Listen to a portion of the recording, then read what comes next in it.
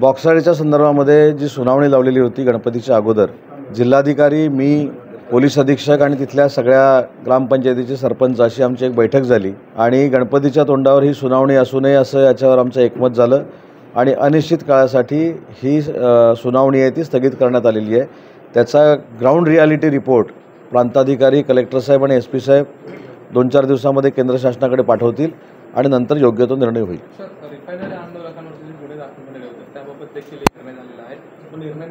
रिफायनरीच्या बाबतीमध्ये जे गुन्हे दाखल झालेले होते ते सामाजिक आणि राजकीय असतील, हिंसक नसतील तर ते गुन्हे मागे घेण्याची प्रोसिजर ही पोलीस अधीक्षकांनी सुरू केलेली आहे।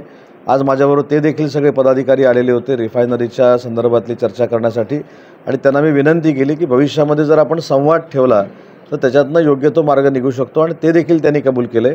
पण त्यांची एक जी मागणी होती की गुन्हे मागे घ्यायची त्याची कार्यवाही पोलीस अधीक्षकांनी सुरू केली। 31 ऑगस्टपर्यंत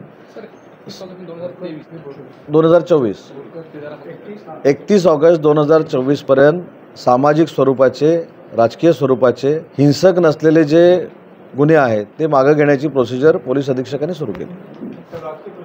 विचारा।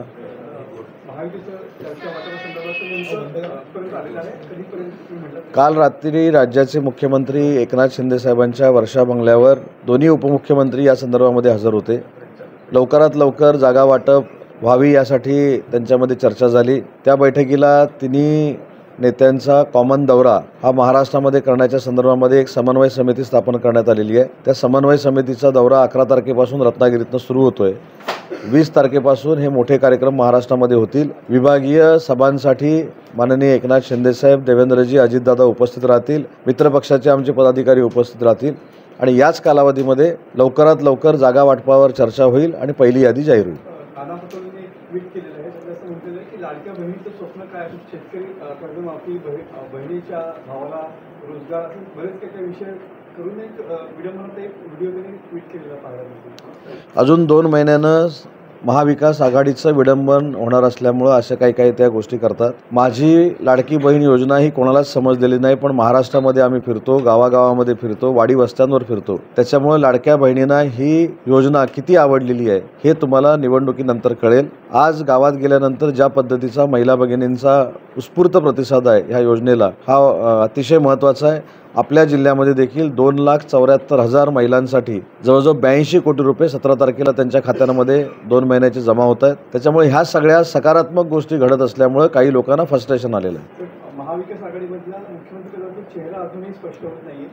माजी मुख्यमंत्री उद्धव ठाकरे यांच्या नावावर सुद्धा काँग्रेस आणि शिवसेनेचे उद्धव ठाकरे गटामध्ये वेगवेगळे परस्पर भिन्नता दिसते। 2 महिन्यानंतर अजून तुम्हाला चित्र स्पष्ट होईल की मी महाविकास आघाडीच्या लोकसभेच्या निवडणुकीच्या वेळी सांगितलं होतं की ज्यांच्या आघाडीला चेहराच नाही ती आघाडी यशस्वी होऊ शकत नाही। महायुतीचं आमचं धोरण काय की महायुतीचा प्रत्येक उमेदवार हा निवडून येणं ही आमची प्रायोरिटी आहे। त्याच्यामुळं एकनाथ शिंदे साहेबांच्या नेतृत्वाखाली या निवडणुका होत आहेत। दोन्ही नेत्यांच्या म्हणजे अजितदादांच्या आणि देवेंद्रजींच्या मार्गदर्शनाखाली होत आहेत। आमची प्रचाराची यंत्रणा ही वेगळ्या पद्धतीनं काम करते। आम्ही लोकांमध्ये जाऊन काम करतो आणि हे हवेवर आरूढ होऊन स्वतःची निवडणूक लढवतात, फेक नरेटिव्ह सेट करून हे निवडणूक लढवतात।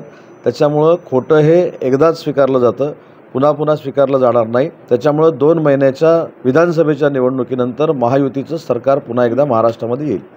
गणेशोत्सवामध्ये येणाऱ्या चाकरमान्यांना एक पत्र दिलेलं होतं की जे येणारे चाकरमान्य आहेत त्यांच्यापासूनची व्यवस्था करावी किंवा जे आरक्षण झालेलं आहे त्याची चौकशी व्हावी, कारण लोकांना आरक्षणाच्या बाबतीमध्ये चौकशी नक्की होईल हे स्वतः मुख्यमंत्र्यांनी सांगितलेलं आहे। पण येणाऱ्या चाकरमान्यांना सोयीस्कररित्या परत जाता यावं, त्यांना चांगल्या पद्धतीची सुखसुविधा प्रत्येक रूटवर मिळाव्या यासाठी जिल्हाधिकाऱ्यांनी देखील बैठक घेतलेली आहे। माझी देखील जिल्हाधिकाऱ्यांची चर्चा झालेली आहे। पोलीस अधीक्षक देखील सतर्कपणाने या सगळ्यासाठी रत्नागिरी जिल्ह्यात काम करत आहेत। रायगडचा पालकमंत्री असल्यामुळे रायगडला देखील या सूचना दिलेल्या आहेत आणि रवींद्र चव्हाणांनी सिंधुदुर्गामध्ये देखील दिलेल्या आहेत। त्याच्यामुळे येणारा चाकरमानी हा गणपती करून सुखरूप परत जावा ही भूमिका प्रत्येक प्रशासनाच्या माणसानं घेतलेली आहे आणि त्या पद्धतीनं आम्ही अतिशय चांगल्या पद्धतीच्या सोयीसुविधा त्यांना होण्यासाठी प्रयत्नशील आहोत।